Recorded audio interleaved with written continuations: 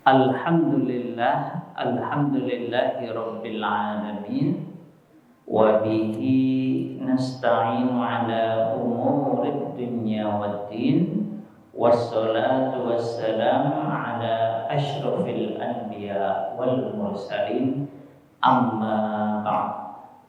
Qala Allah Ta'ala fil Qur'anil Karim, yarfa'illahu alladhina amanu minkum walladhina utul ilma darajat. Sadaqallahul azim.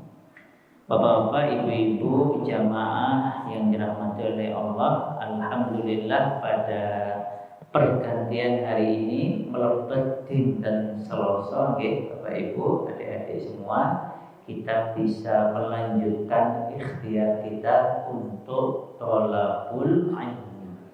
Thalabul ilmi fardhatun 'ala kulli muslim.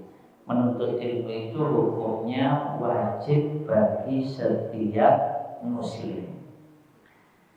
Maka kita niatkan malam ini bagian dari thalabul ilmi lillah, menuntut ilmu semata karena Allah.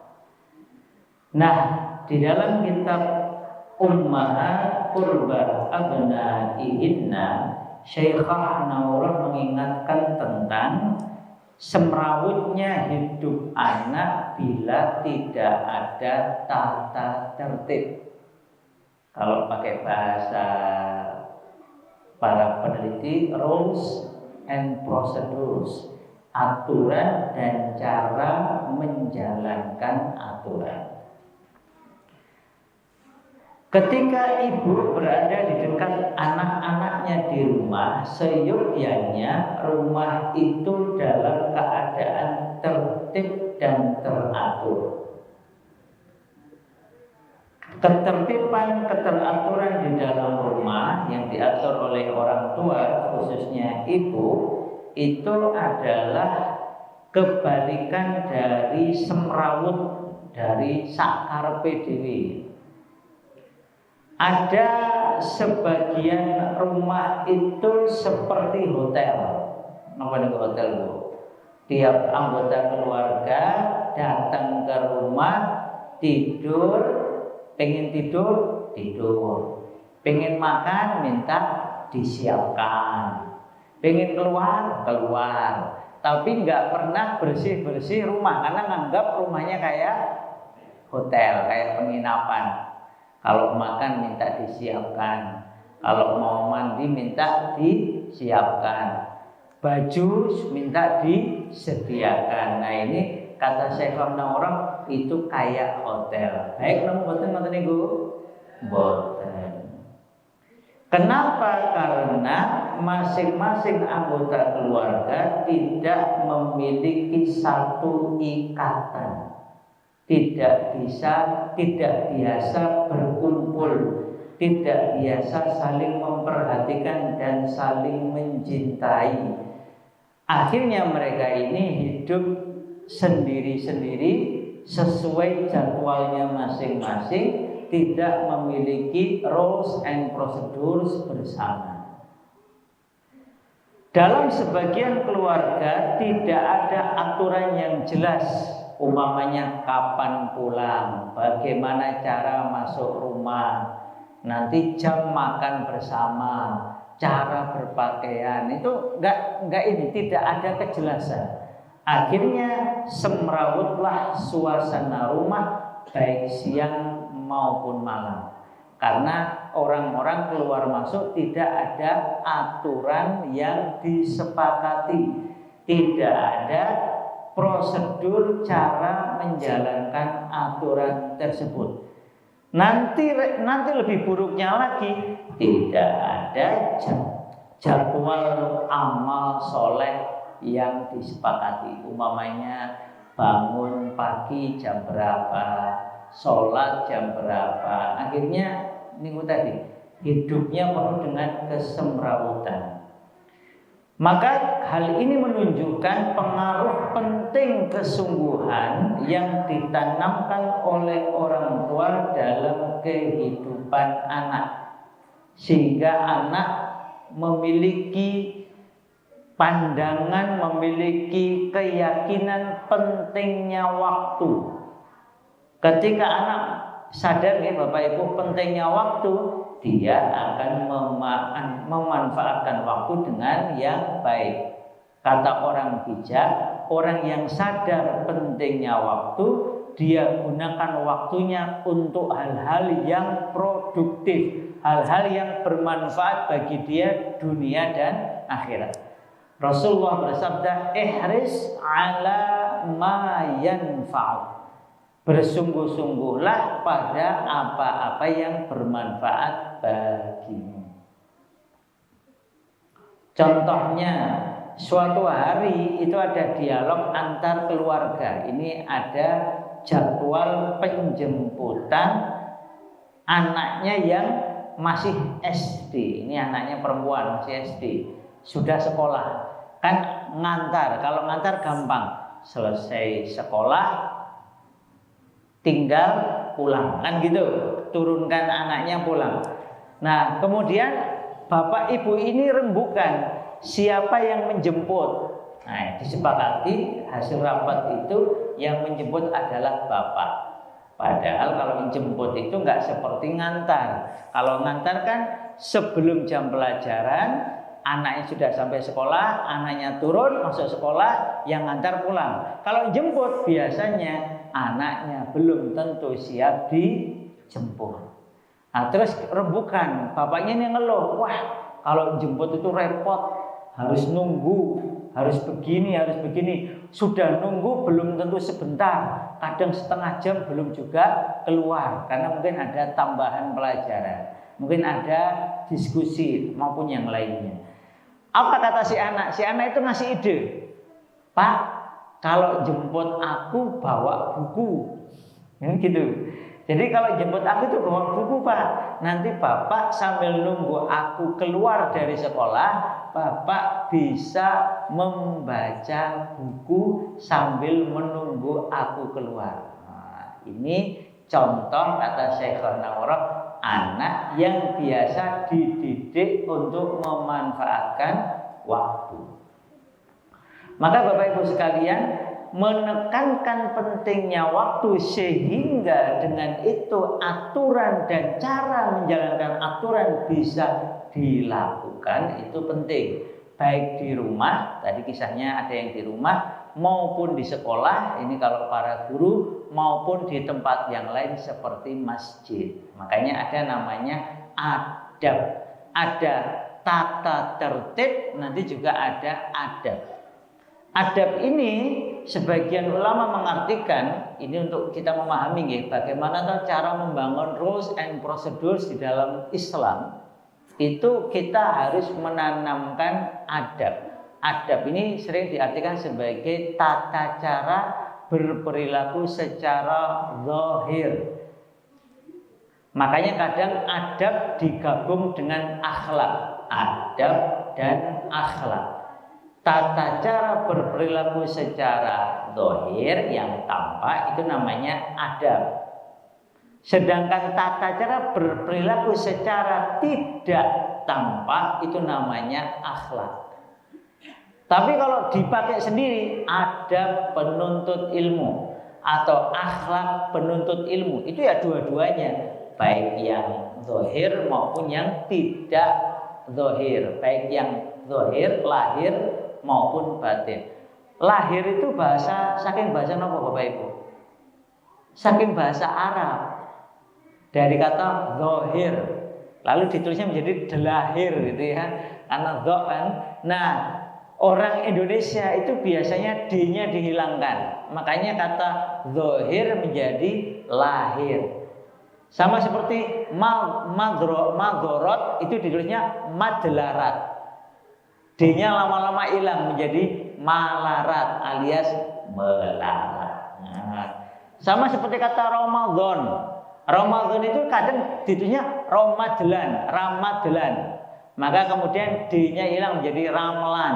Nah, itu jadi Ramlan itu juga dari bahasa Arab. Sama seperti lahir itu dari kata zahir.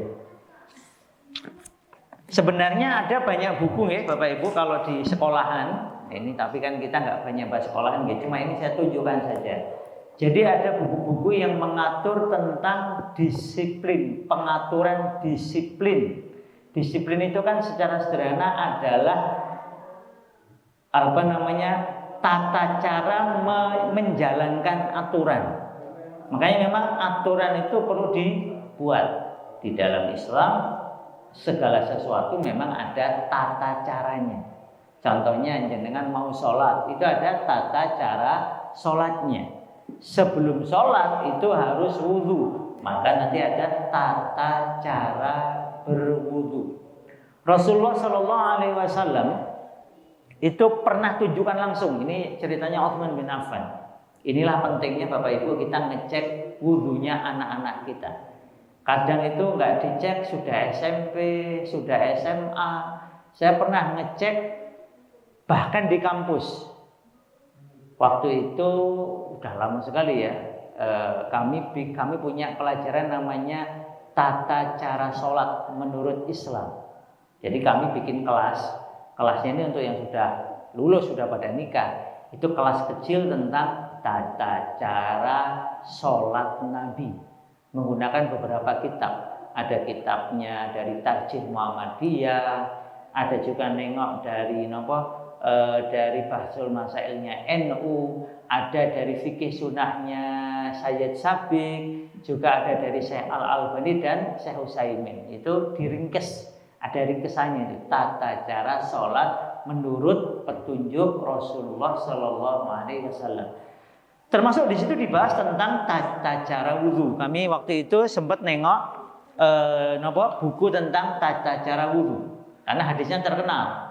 Hadisnya itu Rasulullah SAW itu di depan para sahabat itu wudhu, benar-benar wudhu, praktek wudhu. Setelah itu kata Rasul, beginilah cara wudhu.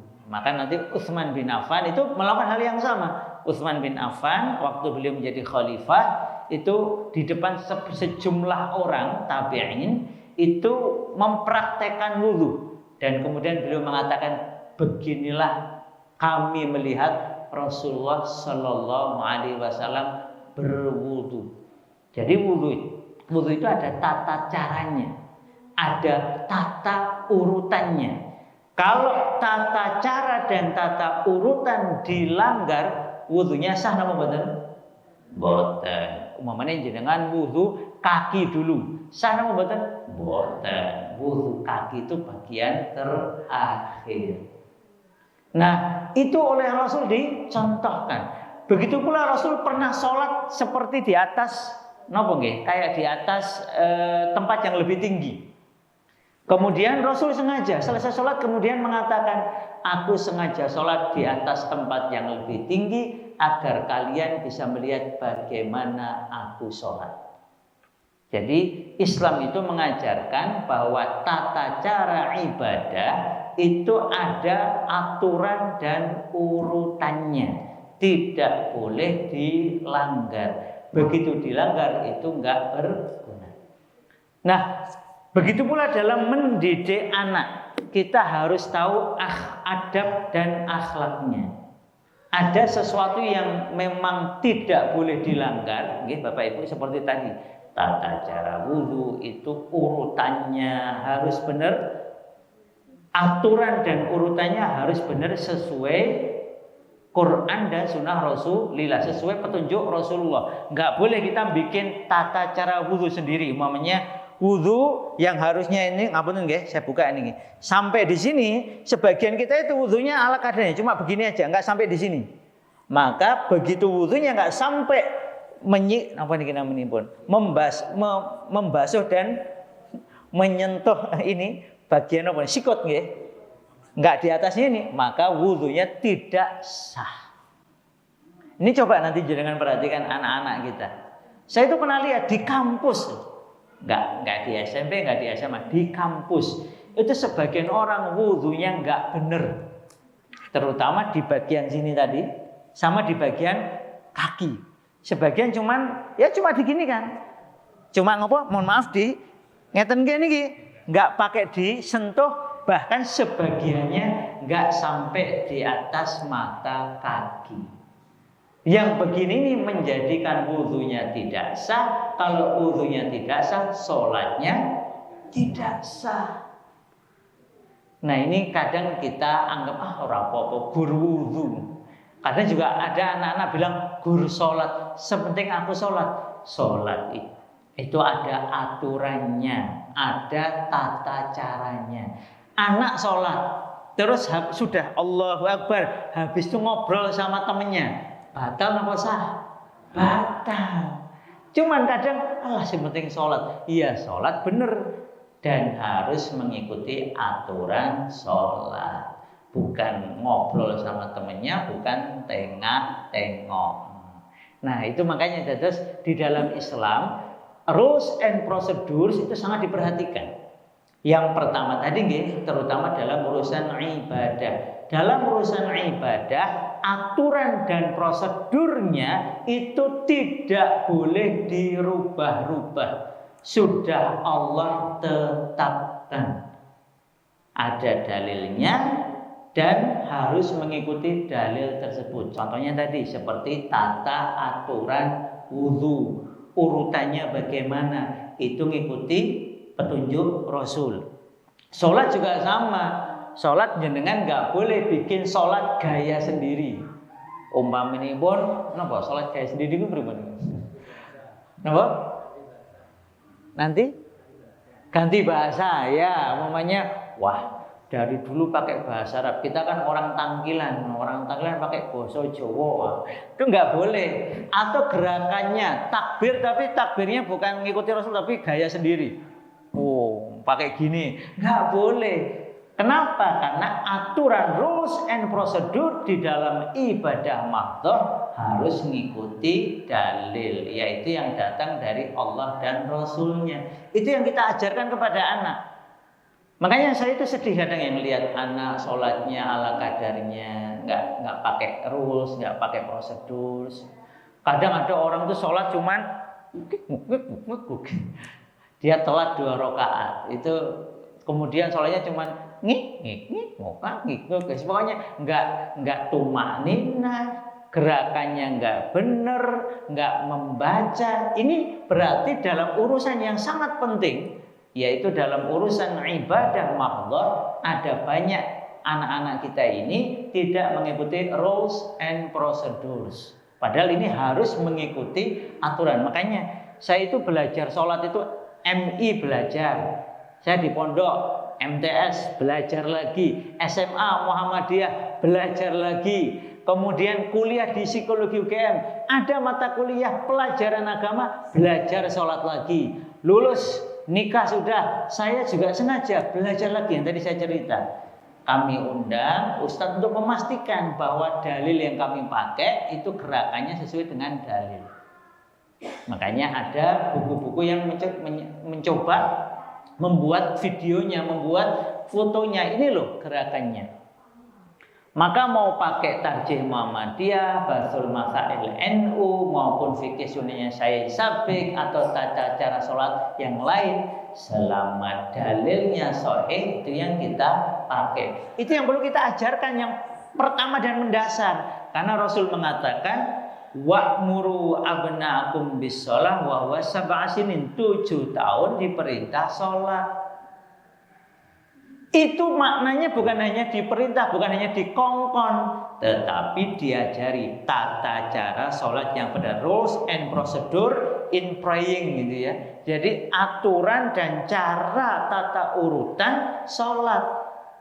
Bagi saya ini jauh lebih penting daripada tata aturan yang lain dulu. Lawang wudhunya, sholatnya aja nggak beres kok ngurusi yang lain. Yang lain juga nanti perlu beriringan. Tetapi jelas-jelas Allah melalui Rasulnya memerintahkan wa'muru abna'akum bis-shalah wa huwa sab'asin. 7 tahun Hijriyah anak sudah diperintah diajari cara sholat yang benar, urutan sholat yang benar.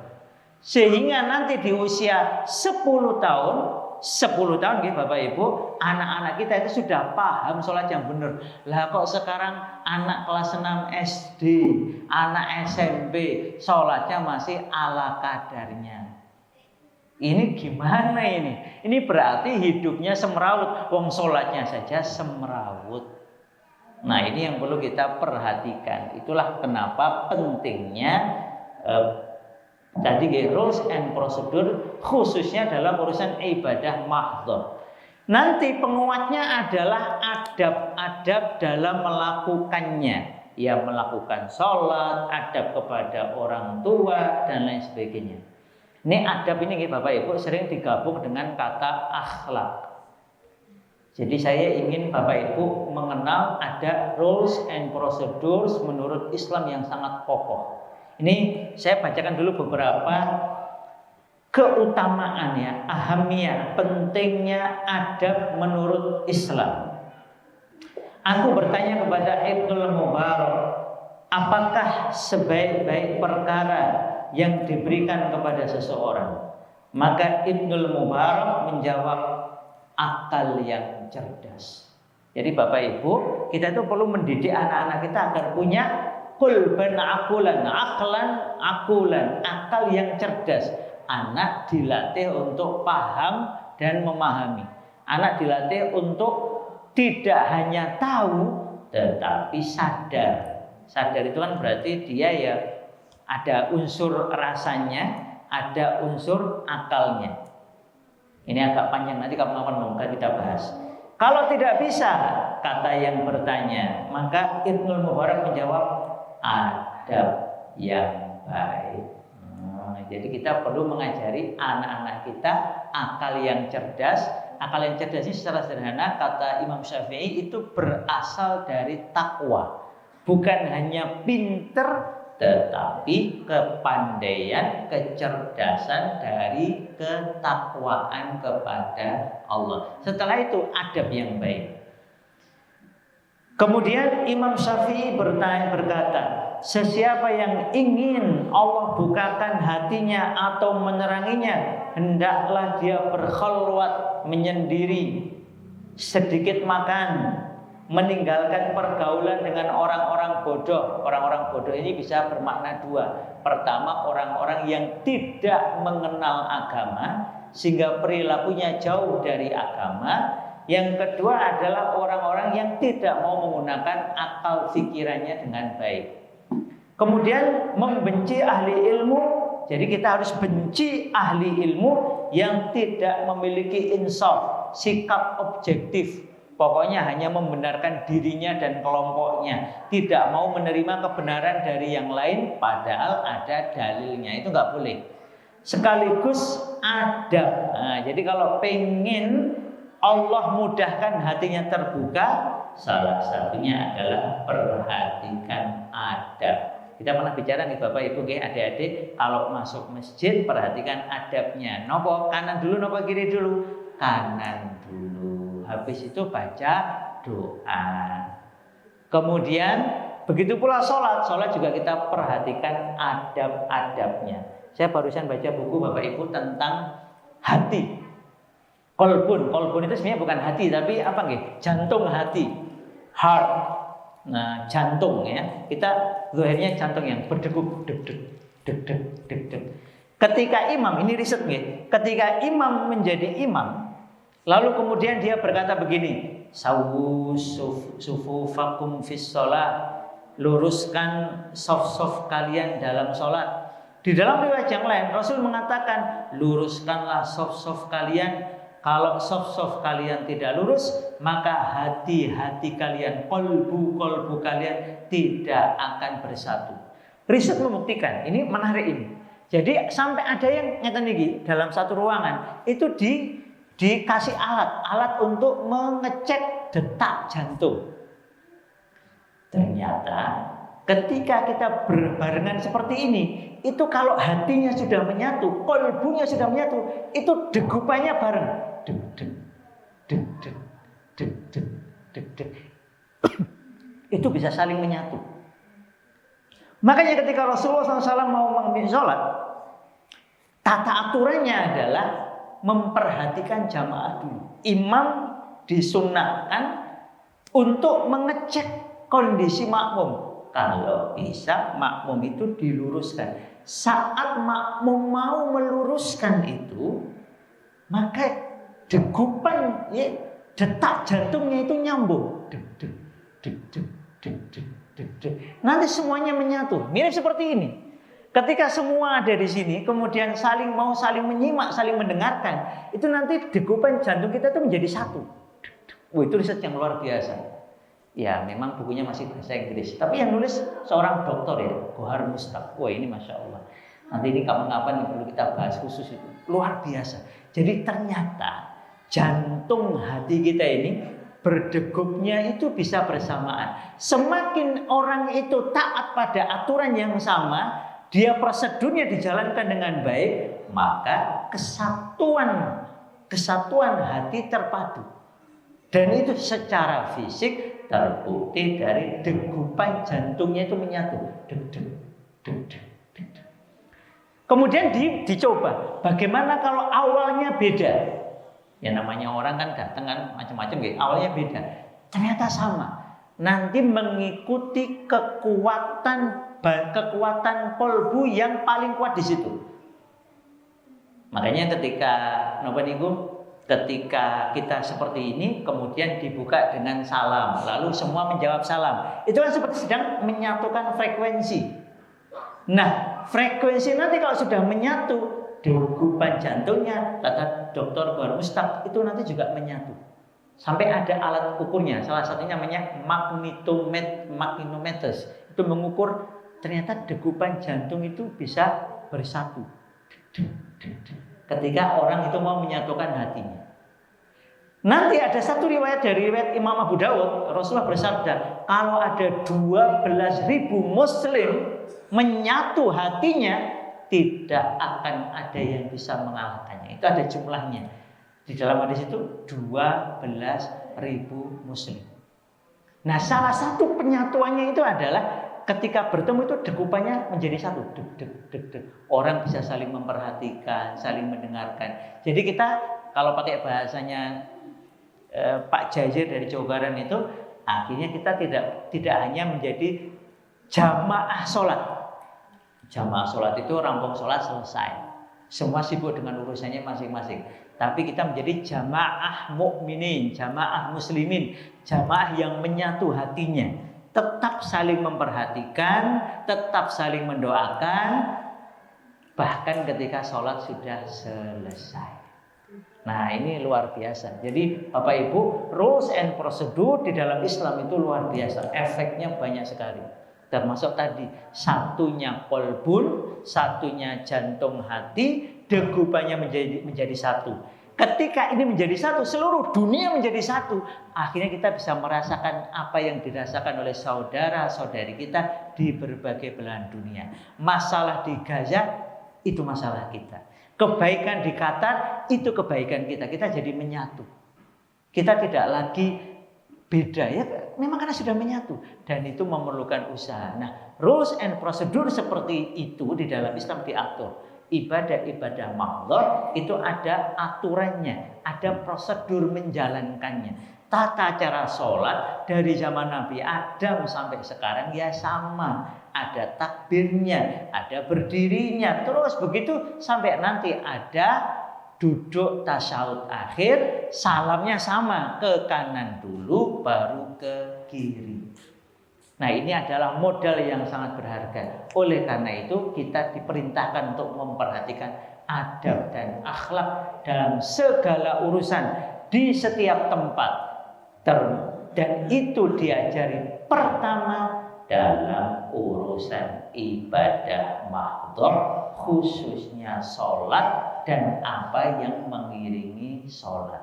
Maka jamaah sekalian, marilah kita perhatikan bagaimana anak-anak kita dalam menjalankan wudhu dan sholat, dan kemudian kita perhatikan bagaimana anak-anak kita dalam berakhlak, beradab di rumah, di sekolah maupun di masjid seperti ini, sehingga kita saling memperhatikan, saling menjaga, ta'awanu 'alal birri wat taqwa, sehingga kita qalbun kita itu menjadi al jasadil wahid, seperti tubuh yang satu yang degupannya menjadi satu. Demikian, semoga yang sedikit ini bermanfaat. Mari kita tutup dengan doa penutup majelis.